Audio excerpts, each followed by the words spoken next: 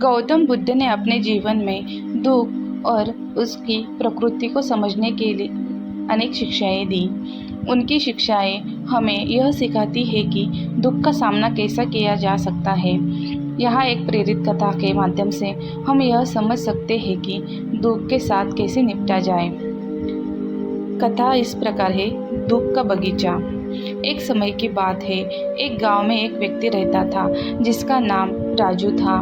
राजू को अपने जीवन में बहुत से दुख और समस्याओं का सामना करना पड़ा। उसका व्यवसाय सही से नहीं चल रहा था और उसके परिवार में भी विच्छेद हो गया था।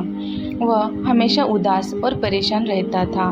एक दिन राजू ने सुना कि पास के जंगल में एक ज्ञानी साधु रहता है जो जीवन की मुश्किलों का हल बता सकता है। राजू साधु के पास गया और अपनी सारी परेशानियां उसे बताई। साधु ने उसे ध्यान से सुना और कहा, राजू, तुम अपने दुख के बगीचे में बदल सकते हो। राजू ने पूछा, कैसे?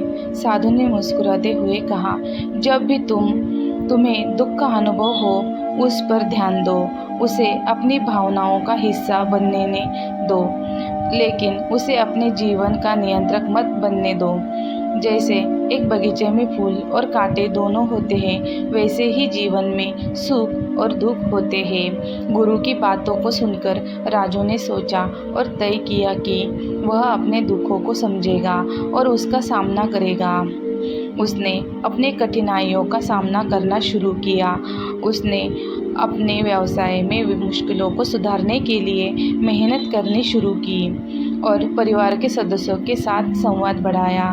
धीरे धीरे राजू ने पाया कि जब वह अपने दुखों को स्वीकार करता है और उससे सीखता है तो वह मजबूत होता जा रहा है। उसने अपने अंदर की शक्ति को पहचाना और दुख को एक अवसर के रूप में देखा। इस कहानी से यह संदेश मिलता है, गौतम बुद्ध की शिक्षाएं हमें सिखाती है कि